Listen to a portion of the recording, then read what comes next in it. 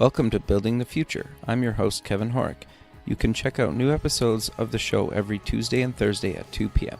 If you missed an episode or want to get more information about the show, please visit buildingthefutureshow.com. Welcome back to the show. Today we have part 2 with Stanford Crane. No, that's awesome. And you're also involved in a couple of incubators. Do you want to maybe kind of cover those as well and kind of what they are exactly? Yeah, it's we started out with the Silicon Valley Incubator, and this was around the time because I'm kind of a hardware guy. I did do a lot of BIOS work on my company, the Panda Project, but fundamentally I was all about, we live in a consumer-based economy, and yet we don't really have any consumer-based VCs, and there's no one mentoring young consumer-based companies. Got you. And to me, although I really applaud all the crowdfunding sites, I think that in some instances it's probably not a good idea to announce to all your competitors what your product is and why it's so great. Got you. A la Pebble and the Apple Watch. Yep. So what we do in the incubators, we take companies that are primarily consumer and they could be tech-based. We have the ability in one of our companies to create the world's greatest cloud server. Now, one would think that would be a no-brainer, but I can tell you when I took it to Facebook, they were like, what do you mean that would obsolete all the stuff we've done? Billions of dollars of work. Okay, what do you mean by that? Why did they say that, I guess? Because I'll give you the example. We and I have 100 and something patents. I don't know how many I have in computer technology and architecture, but a lot. Sure. And what I realized was that computers their performance is not limited by the fastest parts, meaning the processor, but it's limited by the slowest parts. Oh, and on fair. a server, the slowest part is the interface from the backplane of the blade server the blade server to the backplane. And it was sort of funny because John Dvorak, who was, the publisher and editor of PC Magazine, when I told him about this, he said, this is really technical stuff. I don't know anything about that, but I know the guy who's going to know about this. His name is Chet Heath. He's the one. Chet Heath was at IBM when he designed all the blade servers that are used by Google and Amazon and Facebook and Apple, and they're all the same. And really, they're 20 years old now. The technology is 20 years old. And it's old from an electronic perspective. It's old from a thermodynamic perspective. It's old from a power consumption perspective. But what happens is people kind of get tied to the past. We put a lot of money into this. I don't really want to change. That's why I say all these VCs who say, we like disruption, there are a handful that like disruption. Sure. Everybody else wants to kind of do what the lemmings are doing.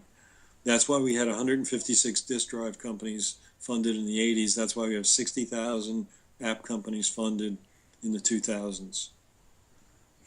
So this is different, and it's disruptive, and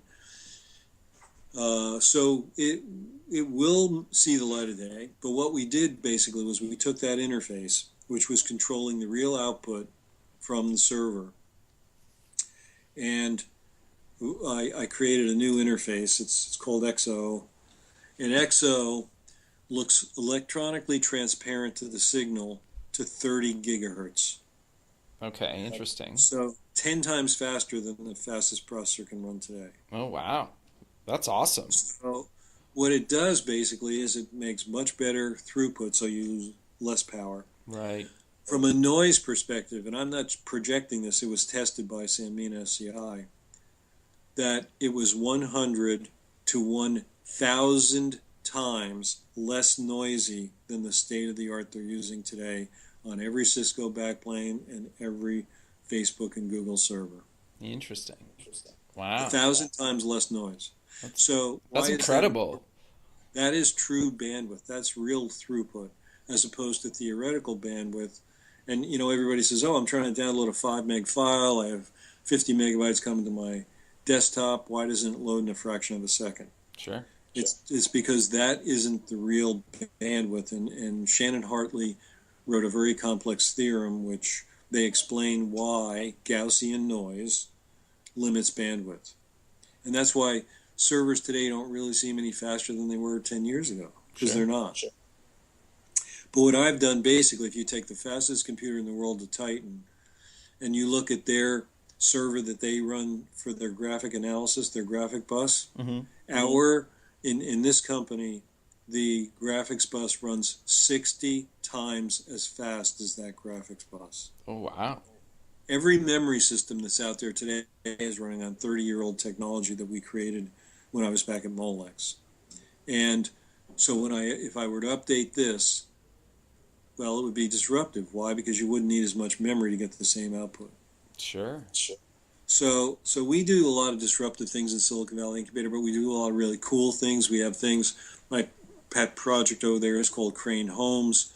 We design the most beautiful homes that are designed to be easily manufactured, put up in 2 weeks, be totally green. And I was showing it to some doctors the other day, our Crane Homes, and one of the doctors was joking around and said, these are so beautiful that your tagline should be, if you don't live in a Crane home, you might as well kill yourself. Wow. So you said in 2 weeks you can have a full home from basically nothing to done. Right. From a foundation to moving in 2 weeks. Wow. So how do you even do that? Well, that's a really good question, Kevin. And the way you do it is what really makes up the house. Okay. Okay. And so it's made up of certain modules of walls, and they can be put together in different ways. They can have the, say, electrical and plumbing in certain modules and not in others. Right. You can then use technology to design those homes not only for a site, but to take into account, for example, where solar panels would be, where's the sun coming up, and so forth. So it's a very unique way of doing it. I'm doing it in concert with a fabulous designer I've known for years. His name is John Otis. He's a professor at Pratt Institute in New York, and we're very excited about it. Another one that we have, which is again kind of a really unique idea, is called Nino's Garage. Okay. And most people don't know today that the average age of a car in the U.S. is 11 and a half years. No, I didn't know that. Yeah, and so you think about it, we had 17 million cars sold last year as new, and the average age is still 11 and a half. Wow. So there are a lot of people who, their car needs service, but they can't really afford to go have it serviced. Sure. So what Nino's does is it creates a service environment where you can do the work yourself. There are a lot of people who are handy. They could go in and change brakes, or they could change their oil, or change the antifreeze, or whatever, but they don't have a place to dump the oil, don't have a place to dump the antifreeze. If you go to Nino's Garage, you have everything that a regular service department has, including the computer. You don't even need the tools; it's already there. Okay, interesting. So what we do is we take all these people who can't afford to open their own shop, and we rent them out to you, whether they're kids from Wyotech or they're people who used to work at a dealership but weren't making. Here in San Jose, the average Chevrolet dealer gets $125 an hour for labor. Okay. Now, we all know that the mechanic isn't making $250,000 a year. Sure. Okay. Yeah. But he would like to make a good amount, and he can do the same thing. He's got the same computer in Nino's Garage that he had there. He's got the same tool set. And so he could literally coach people. I coach a couple of bays on how to do these certain things on their car, or help one, or literally do the whole work himself and not have the overhead of all these other things. So it's a very unique way of do-it-yourself mechanics. Sure. And we've got a great model for it. There are great partners ready to go. And frankly, on that one, what I just need is a little more bandwidth in the incubator so that we can take it to the right venture capitalists. And that's also one of my things. Ironically, most of my companies I got out here to Silicon Valley in 1999 because they bought one of my companies. Okay. But I had never done any of my companies before that, the one I sold to 3M or to LG, Northrop Grumman, or the one Crane Connectors, which is still around today and profitable, 30 years later. I never got money from Silicon Valley. Interesting. And Andy Bechtolsheim actually called me the most hated man in Silicon Valley at one time because I had created this fabulous computer at the Panda Project. Incidentally, I should mention that our Orchestra computer from the Panda Project was just taken into the Computer Museum here in Silicon Valley. And so I'll have to put out on Twitter, I'll put a little thing out on Twitter showing Sydney from the museum there accepting the orchestra. And these were computers that were so beautiful. They were picked by Jean Nouvel, who's the top architect and designer in France, as one of the top 200 science art objects in the world. Wow, that's awesome. Congrats. That's a huge accomplishment. Yeah, it was a great design, very groundbreaking, and had great technology as well. Won the International Design Yearbook Award. It won ID Magazine's annual award. And when Steve Jobs came back to Apple, he went to Johnny Ive and said, "Make this stuff look more like Panda." Really? Yeah. Wow. Interesting. So that was really it was a controversial, very controversial company. I started the company really to sell it to IBM, and they were too stupid to buy it. They have a saying, of course, at a lot of these big companies. It's called NIH. Sure. Do you know what that? No, I'm curious. Not invented here. Oh, okay. So they were so embarrassed when we went up to IBM and showed them that for $40 million we had created a greater cloud server than they had for $4 billion. Wow. That when we left the meeting, and some of the people told us later, they said when we left, the senior executive who's still there at IBM today said, "Nobody talks about this outside this room, otherwise Lou Gerstner fires all of us." Really? Wow. Yeah. So instead of saying, let's embrace this new technology. This is what happens to these big companies. And then, of course, that's why venture capital has opportunity, because a lot of people are calcified. And I think it would be better for the U.S. economy if they were a little more open-minded and not saying, we know everything. I mean, AT&T, when I originally showed them the XO interface, which could be used in all of their switches, of course, they said, "My God, we like to create and invent technology. We don't like to buy it." Sure. And so I said to him, "Really, how's that working for you?" I love it. So they were simply so embarrassed, and that's where there's a lot of scientific ego. And, gee, if you did something I didn't do, then I have to put you down.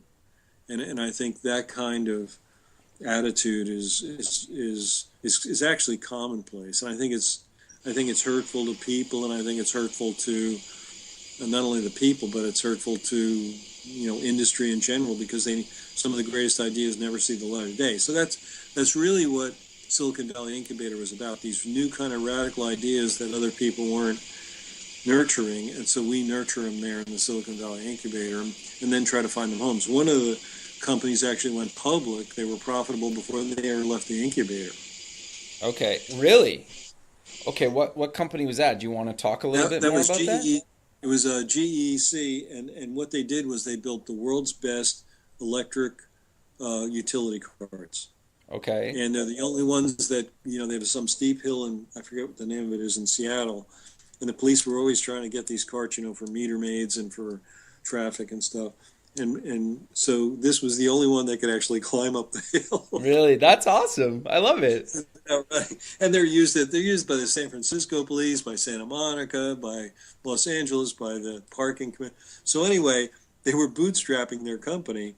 And instead of saying, okay, we have no revenues, but we'll have $100 million pre-money valuation, and we're going to grow to $500 million in revenue. Well, they didn't have a way to grow to $500 million. They were growing nicely. And this kind of leads me to one of the other things.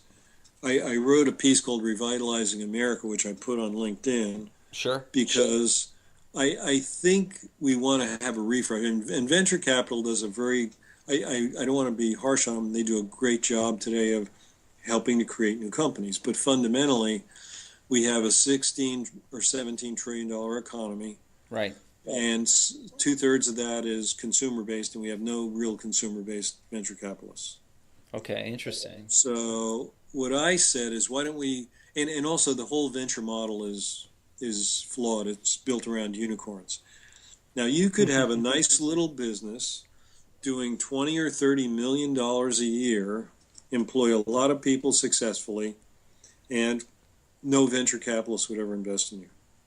Okay, why is that? Out of curiosity. Because, as Mark Andreessen said, the venture business is about unicorns. Okay. And 90% of all investment returns from venture capitalists come from these big, giant home runs. Got you. And so they're always swinging for the fences. Now, as Eileen Lee's study and she's the one who coined the term unicorn, pointed out, out of the 60,000 companies software companies that were invested from 2003 to 2013, only 39 of them became worth $1 billion. Okay, interesting. So that means 1 out of every 1,500. Sure. I've heard it said, I don't know whether it's true, we could ask Kleiner, ask John Doerr, but I've heard it said that if you took 9 investments out of Kleiner Perkins, Caulfield and Byers, that their fund would have a negative return for 30 years. Wow. So what I'm getting at is the problem in America, I think, today is a couple of things. And all these people who say, if another Republican says it's about regulation, I'm going to kill myself. Because it's not about regulation. It's about access to capital. And if you have a consumer-based idea, they'll say, go to the bank, get a loan. Banks, first of all, they don't even want to loan to small businesses.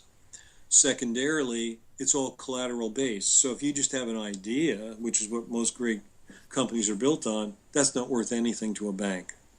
Sure. Okay. Sure.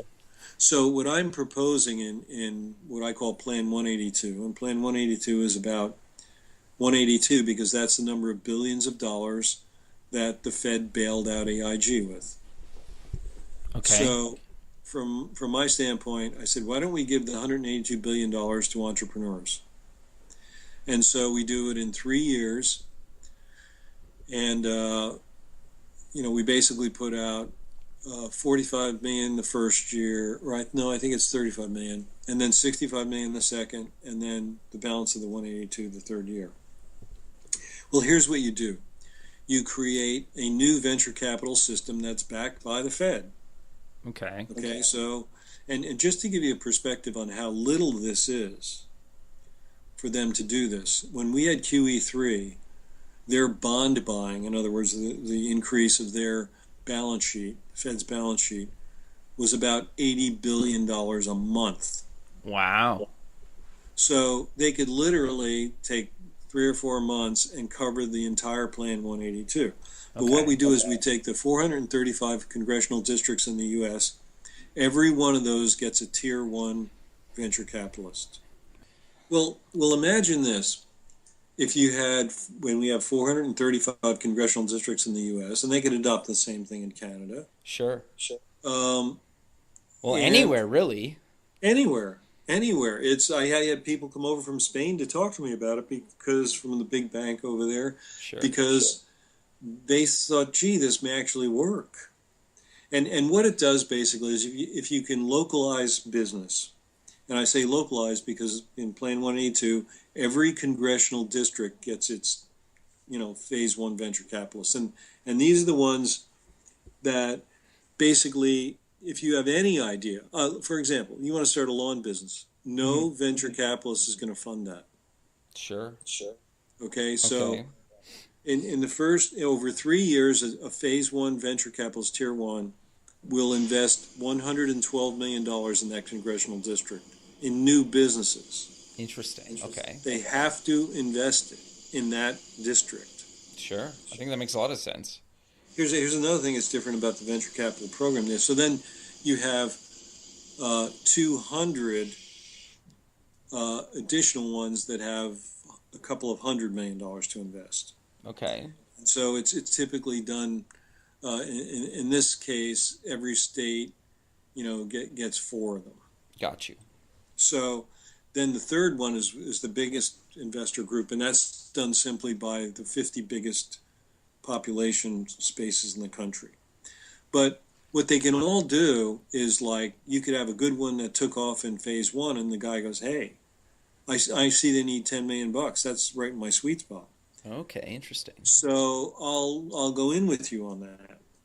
And so, and here's the other thing is they get I mean, you have to invest that money. Okay. So people will say, oh, well, we'll invest in a lot of bad things. Well, apparently our professional VCs are already doing that because they invested in 60,000 companies, only 39 of them became unicorns. Yep. So, but what we will do is get a lot of sustaining businesses, and your return doesn't have to be a liquidity event.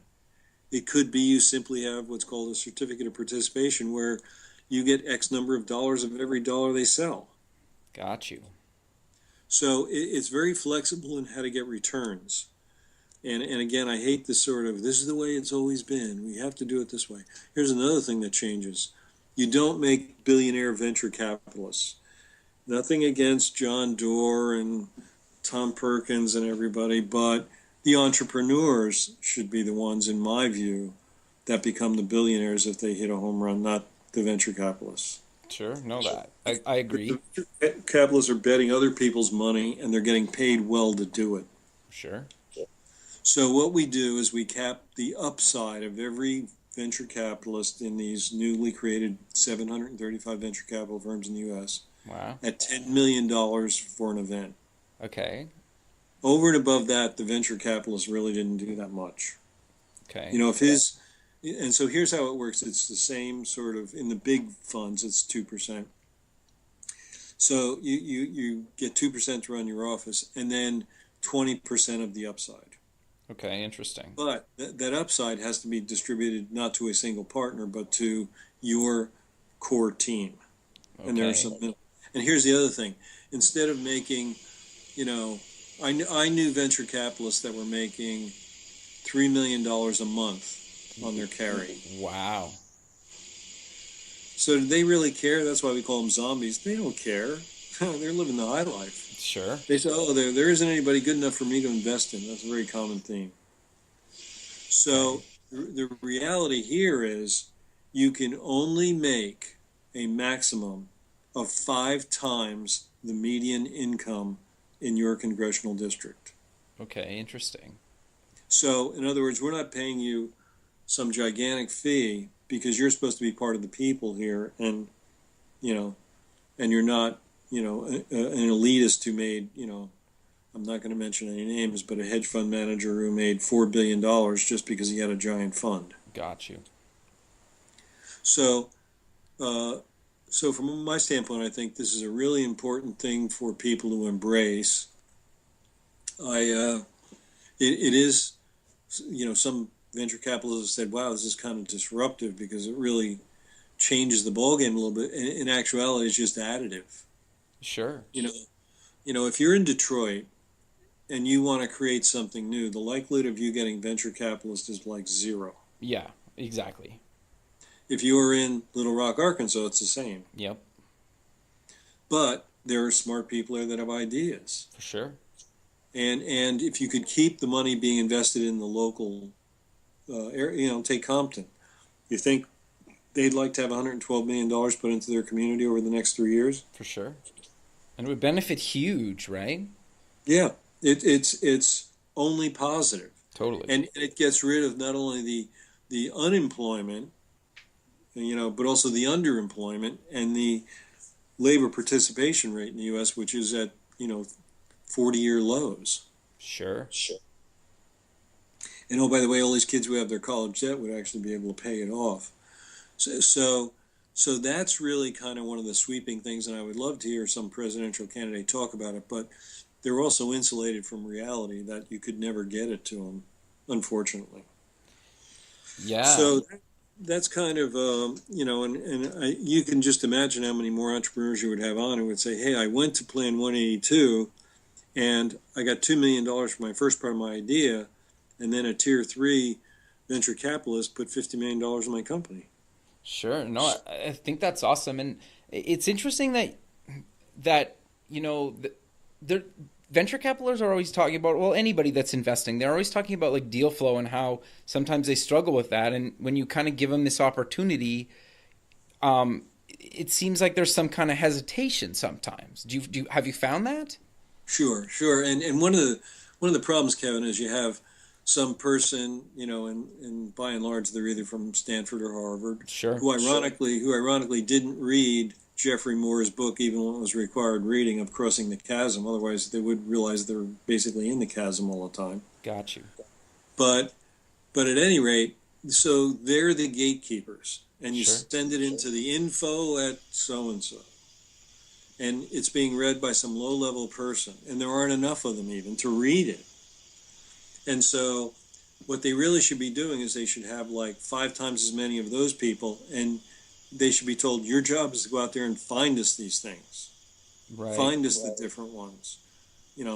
So that doesn't exist. It's kind of we're in what some of my friends call, and in fact I was talking to one of them the other day, a retired venture capitalist. He said, we're in the 3rd generation venture capital now. Okay. First generation was they were successful business people. They invested in technology companies, even like Intel, and we're sad to hear that Andy Grove passed away today, but Totally. certainly created a great company. But then you had the 2nd generation, which were like people who started out as engineers, then maybe went to business school and said, hey, I think I can understand both parts of this. Now we're in the 3rd generation, and according to him, and perhaps he was being slightly unkind, but so you have a bunch of people who never really worked in a real company in their life. Mm-hmm. They went to either Stanford or Harvard and got an MBA because they read, 10 case studies, and they thought that's how business went. Interesting. Yeah. And so when you're out there trying to make a sale, they don't really know what it's like to be out there. And that's why you hear all these, I hear these terms today that are just laughable, like chief revenue officer. The hell is that? Okay. We can't say salesperson, we have to say business development. Right. And something we do in our incubator, which is fantastic, and it's totally disarming, is we have a guy who walks in and goes, hey, I'm the sales guy. I'm here to make a sale. Who do I talk to about that? And it's almost like, gee, we nobody's really told us that. Oh, we're not. It's not some extrapolation that we're trying to. Hey, we got a product here. We'd like to sell it. Are you interested in buying it? Does it meet your needs? How can we change it to make it better? So I think just getting back to some of these things, the core elements of business is in part what Plan 182 does, because it is fundamental business. Like, how do we get our word out?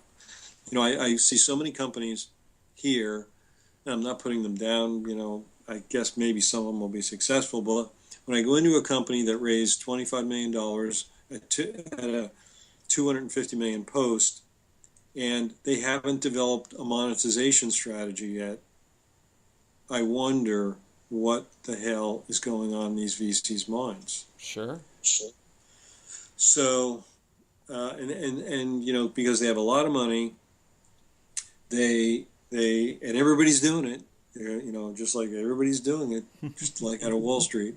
So I'm in it too. I'm on 99th. There are over 1 million. I don't know what the exact number is, but there are over 1 million apps on the iTunes store that have never had one download. Totally.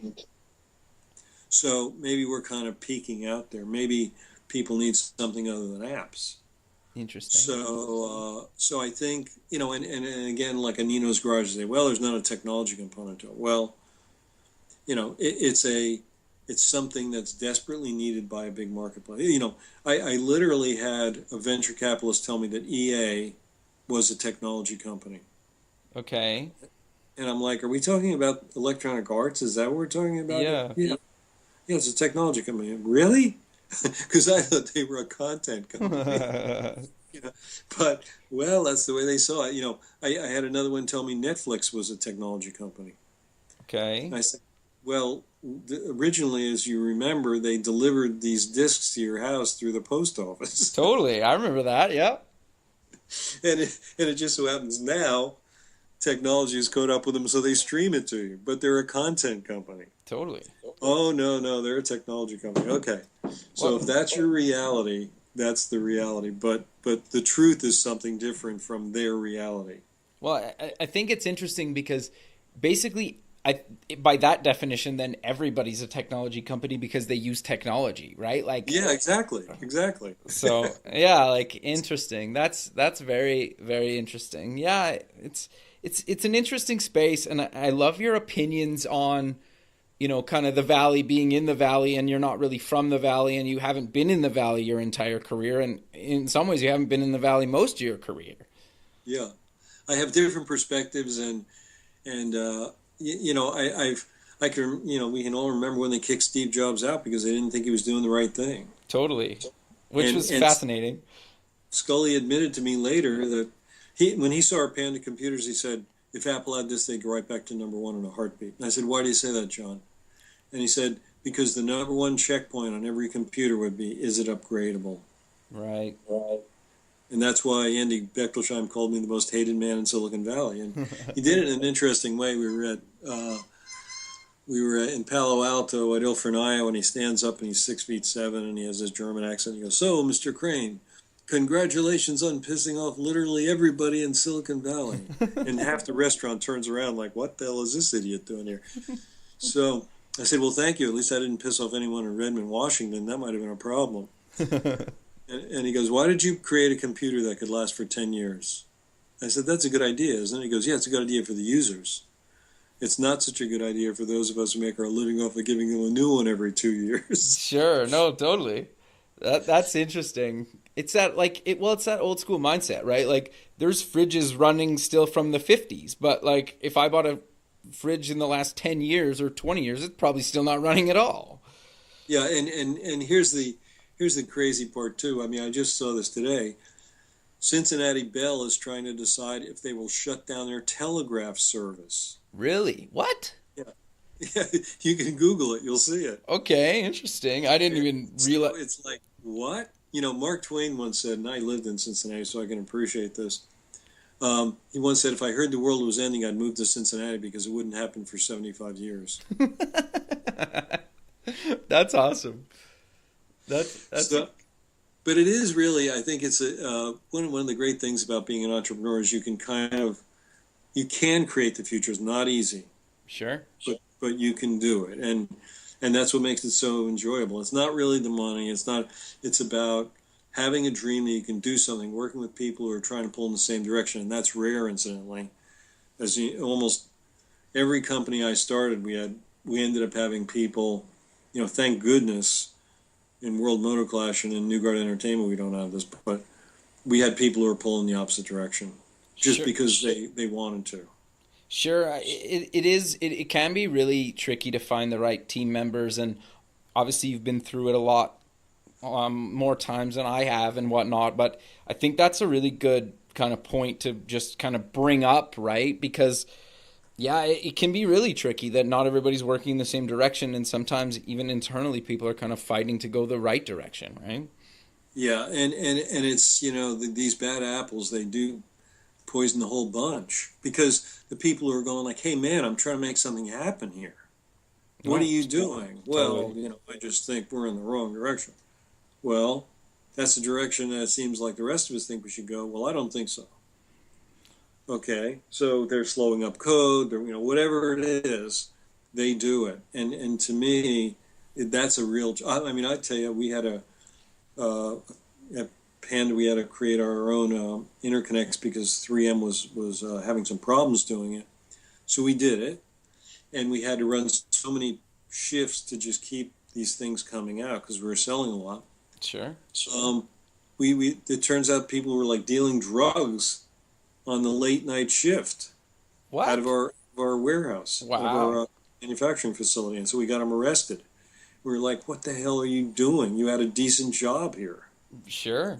Wow. So it's you run into all kinds of bizarre. People always say to me, "How many kids do you have?" And I said, "I've got at least like 500," because that's how many I had in my companies. I mean, it really is it's a tough thing, but it's also a rewarding thing. And that's the key part. If you want to focus on the negatives in life, you shouldn't be an entrepreneur. No, I think that's great. But Stanford, I should let you get on with your day. I've kept you for 2 episodes now, basically. So, maybe let's close this thing just mentioning where people can find you online at your different kind of ventures. Okay. Yeah, well, a lot of our, finding me online will be a little tricky because a lot of our ventures we don't want to really Okay. publicize them that much, but I am on Twitter, and we talk about a lot of different things that are in the incubators, whether it's the cybersecurity incubator or the Silicon Valley incubator, and you can always, I never turn down connections on LinkedIn. I think it's important to become part of the community, and just reach out to me, and I'll try to help you out if I can, and maybe we can even do some business, but again, I'm accessible. Sure. And I'll post a link to your LinkedIn profile and Twitter on the show notes as well, so people can find it on the website and whatnot. All right, terrific. And hey, Kevin, thanks for what you're doing here, because well, it's almost like in some ways it's like getting a real-time MBA just by listening to people who are in the trenches doing it. Yeah, no, it's awesome. And, like we connected on social media, and I love the fact that, a couple months later, we're recording the show, and I really appreciate you taking the time to be on the show. And I know you met up with one of my business partners recently when she was down in San Francisco. I think it's awesome what you've done for the community, what you continue to do for the community. And I love that you have these big ideas and you're going after them. And I love that. And I think that's super inspiring to people. And, I'm glad that you took the time out of your day to do this. And the fact that I got 2 shows out of it is incredible to me. Well, it was my pleasure, Kevin, and look forward to helping in any way we can. Sure. That's great, man. Well, thanks again for doing it, and we'll be in touch, and we'll talk soon. All right, sounds great, Kevin. Have a great day. You too. Okay, bye. Bye-bye.